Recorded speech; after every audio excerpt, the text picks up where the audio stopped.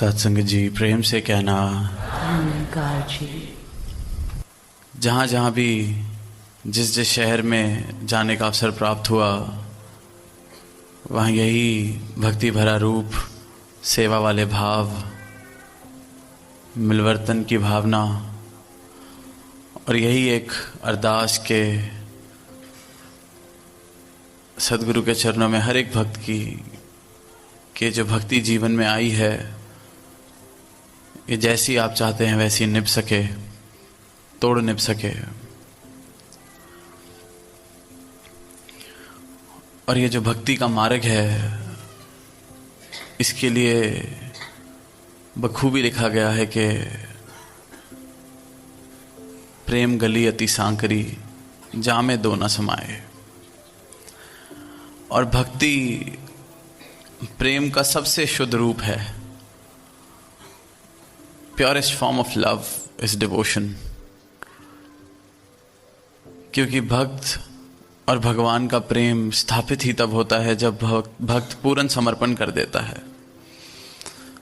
जब मैं अपनी मैं को इस तरह से मिटा देता हूँ या इस तू में ही समा देता हूँ कि फिर सिर्फ शेष जो रह जाता है वो प्रेम।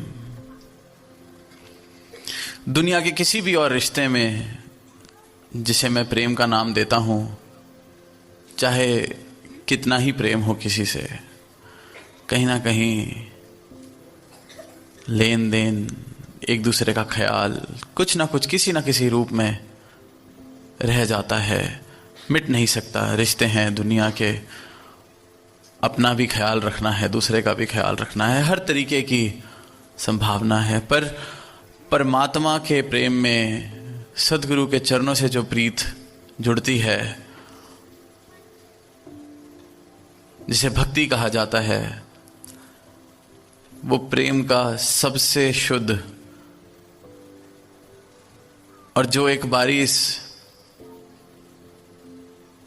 इस प्रेम को देख ले, वो फिर किसी और रिश्ते को प्रेम नहीं कह सकता। प्रेम जाना ही तब जा सकता है जब इस रूप में प्रेम का अनुभव कर लिया जाए।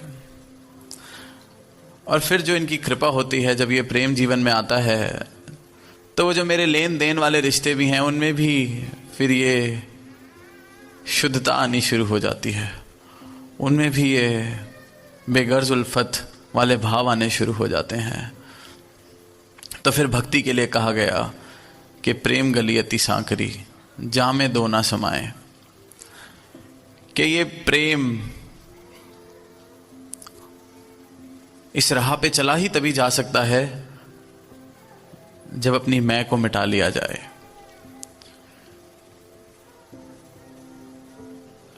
सुना हमने love is God, God is love.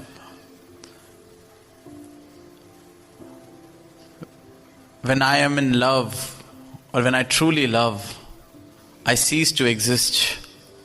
And when I cease to exist, what remains is God. And hence it is said, love is God, God is love. But we really need to love or become love in the truest sense, where we are willing to let go of our existence, willingly surrendering to the beloved. And there begins the journey of true love. तो अब इस सांकरे पथ पर जब चल रहे हैं, इस भक्ति के पथ पर, प्रेम के पथ पर, तो अक्सर देखते हैं कि मन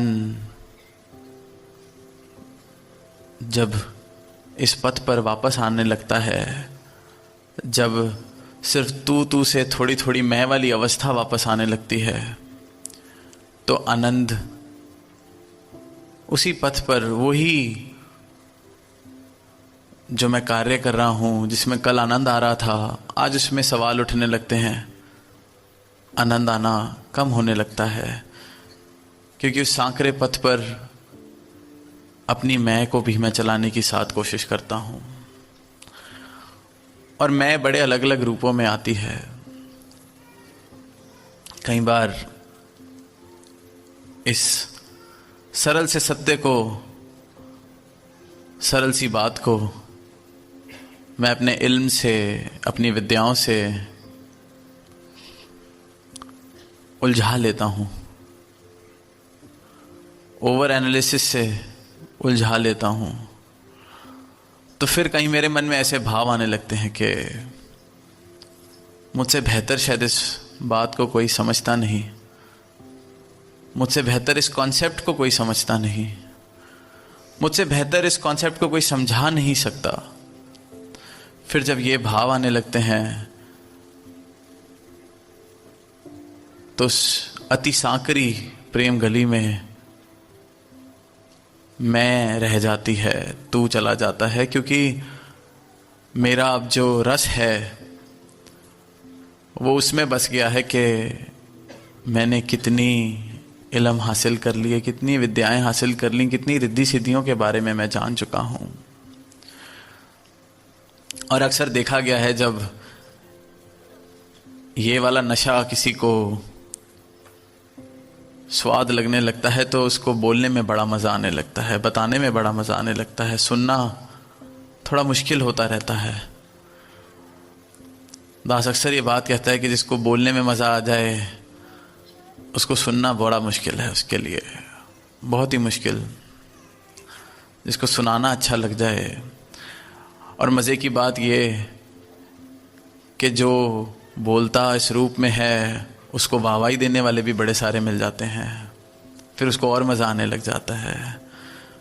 फिर वो प्रेम गली अति सांकरी, वो अति सांकरी गली में मैं रह जाती है, लेकिन वो गली फिर प्रेम गली नहीं रह पाती, क्योंकि वहाँ से समर्पण चला गया। क्योंकि प्रेम तो आ ही इस निरंकार से, इस तू से, सतगुरु से आ रहा था।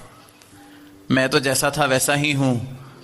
इस पूरी इक्वेशन में से अगर मैंने गुरु के चरणों को, इस परमात्मा को ही हटा दिया तो फिर प्रेम गली रह ही नहीं सकती। फिर तो वो गली जैसी मेरी जिंदगी चल रही थी वैसी की वैसी वापस मैंने कर ली। तो ऐसे ही एक कहानी पढ़ने को मिली कि किसी गुरु के यहाँ बहुत सारे शिष्य, पर उसमें से 2 इसी प्रकार जिनकी सारी ही दुनिया वाह वाह करती, कमाल का शास्त्रों पे उनकी पकड़, कमाल की तर्क वितर्क, अपने गुरु के पैगाम को इस तरह से पिरो कर बताना कि मंत्र मुग्ध कर दें किसी को भी, और जहाँ जाएं बड़ी ही प्रशंसा, बड़े ही स्वागत। अब हर कोई सोचता था कि वाह, कोई बने तो इनके जैसा बने। अब एक दिन दोनों खड़े हैं और एक झंडे के पास आकर खड़े हो गए। अब दोनों आपस में खड़े हैं, दोनों ही विद्वान, दोनों ही समझदार, दोनों ही तार्किक। अब एक ने एक से बात शुरू कर दी कि चलो आज ये फैसला किया जाए कि ये जो झंडा है, इस झंडे पर जो ये कपड़ा है, ये हिल कैसे रहा है? इसको हवा हिला रही है या ये खुद हिल रहा है? अब बात सोची जाए तो इससे फ़र्क क्या पड़ता है, पर अब क्योंकि एक मयान में 2 तलवारें नहीं रह सकती, दोनों को फैसला करना था कि हम में से ज़्यादा कौन समझदार है। अब दोनों लगे हुए हैं, अपने अपने तर्क दे रहे हैं, और वहीं भीड़ भी इकट्ठी होनी शुरू हो गई, क्योंकि बातें, दोनों उस्ताद बात कर रहे हैं, सबको मज़ा आने लग गया। एक की वाह वाह कर रहा है, एक दूसरे की वाह वाह कर रहा है, चले जा रहा है सिलसिला, बड़ी देर हो गई। और जब ये गुरु के कान में खबर पड़ती है तो आता है, दोनों को अपने पास बुलाता है। वो कहता है मैं इंतज़ार ही कर रहा था कि किस दिन तुम दोनों फंसोगे इसी तरह से, क्योंकि तुम्हें बोलने में बहुत मज़ा आने लग गया था, तुम्हें अपने तर्क पर बहुत अहंकार होना शुरू हो गया था। ये जो वाहवाही तुम्हें मिलती है हर जगह जाके, ये मैं वेट ही कर रहा था किस दिन तुम्हारे आड़े आएगी और तुम ऐसी कोई बेवकूफ़ी करोगे।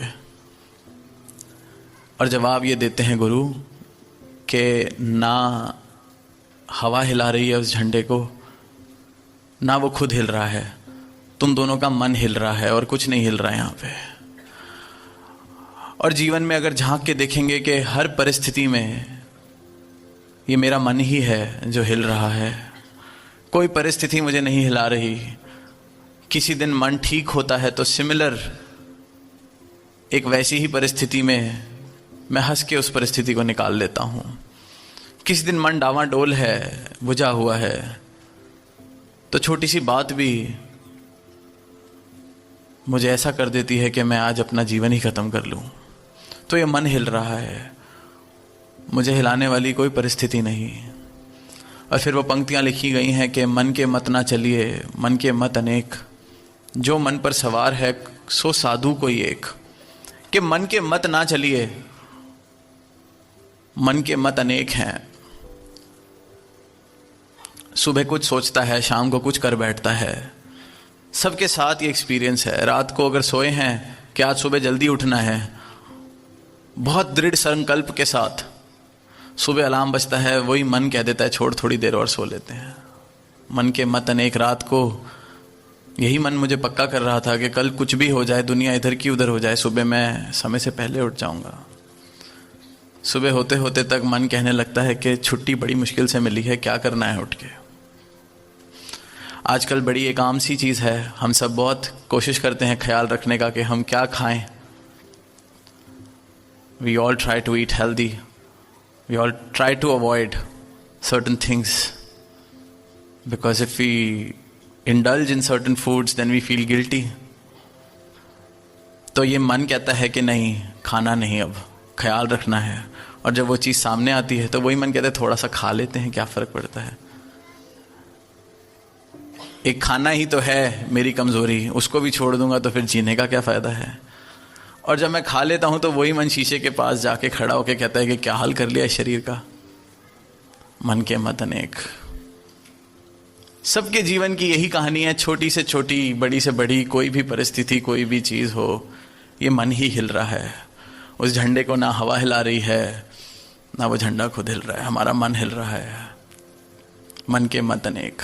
सुबह किसी से प्रेम है मुझे, शाम को वो कोई ऐसी बात कर दे जो मेरे दिल को नहीं अच्छी लगी, मन करता है इसको मैं बस सीधा कर दूं अभी। बच्चा जब तक मेरे हिसाब से चल रहा है, मेरी आंखों का तारा है, शाम को उसने थोड़ी सी ऐसी शैतानी उस समय पर कर दी जब मैं वही 2 पल सुकून के चाय पी के प्राप्त करना चाह रहा था। तो मन करता है, ऐसे ऐसे शब्द भी कई बार निकल जाते हैं जो ताउम्र हम सोचते हैं कि क्या बोल दिया था मैंने उस पल में। मन के मत अनेक। और यही मन है जो मेरे इस जीवन को या तो जीने लायक बना सकता है या इस चलते हुए जीवन को एक सजा का रूप दे सकता है, या इस जीवन को स्वर्ग बना सकता है या नरक बना सकता है। और वह सद्गुरु यही पैगाम दे रहे हैं कि इस सच के साथ नाता जब जुड़ जाता है तो समझ आता है कि तन मन धन है ही नहीं जब मेरा, तो इसके भरोसे कहाँ, इसके पीछे पीछे कहाँ स्थिरता। स्थिर मन सहज जीवन, सद्गुरु ने कहा। सद्गुरु माता जी ने जब समागम के लिए ये थीम दी कि स्थिर मन सहज जीवन, ये मन को स्थिरता ही तब मिलेगी जब स्थिर को जान लिया जाएगा, स्थिर के साथ इसका नाता जोड़ दिया जाएगा। वरना तो मन के मत अनेक हैं, स्थिरता तो इसका स्वभाव हो ही नहीं सकता। स्थिर तो ये तब होता है जब इसको छोड़ दिया जाता है, वरना बैठे बिठाए चलते हुए जीवन को नरक बना लेता है। सब कुछ होके भी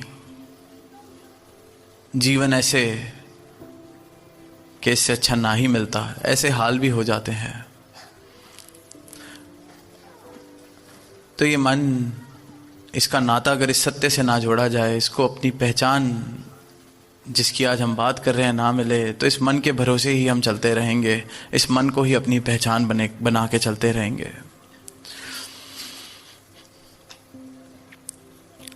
फिर वही बात कि ये नरक और स्वर्ग कोई ये जीवन जीने के बाद किसी को मिलने वाली बात नहीं है कि आज परमात्मा को याद करके रखा है, अच्छे कार्य किए हैं, तो एंड में कोई पूछने जाएगा कि इसको कहाँ भेजना है।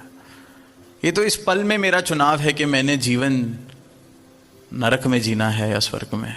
इस पल मैं जीवन नरक में जी रहा हूँ या स्वर्ग में, क्योंकि जो इस पल में, इस जीवन में जीते जीते स्वर्ग को अनुभव नहीं कर सका, उसको बाद में स्वर्ग किसने देना है?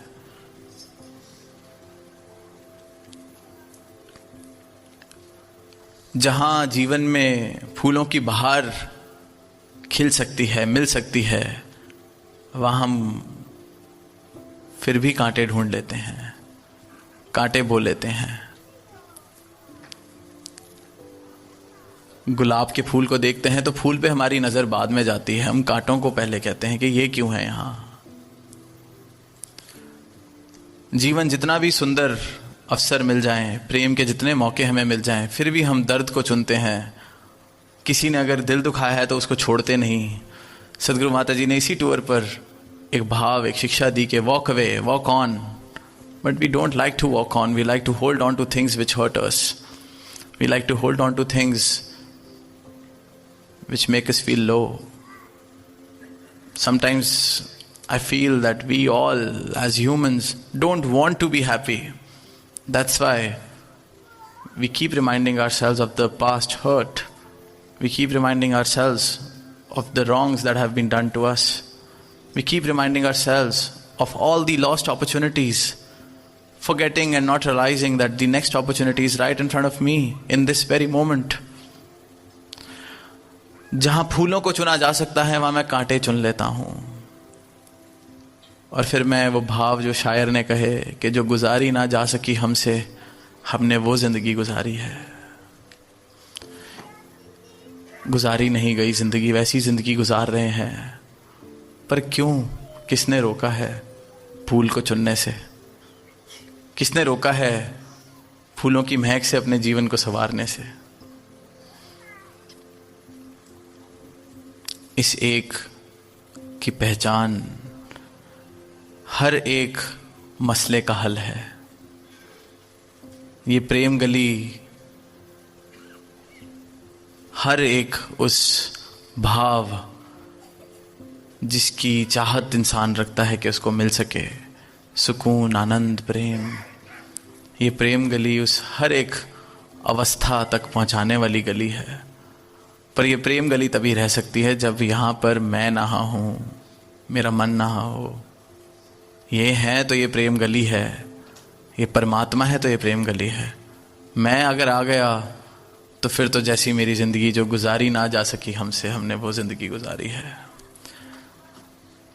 तो सद्गुरु अपना ज्ञान दे के हर एक इंसान पर, हर एक मानव पर ये परोपकार कर रहे हैं कि जो सुनहरा अवसर मिला है मानव जीवन का, इसमें फूलों की बहार आ सके।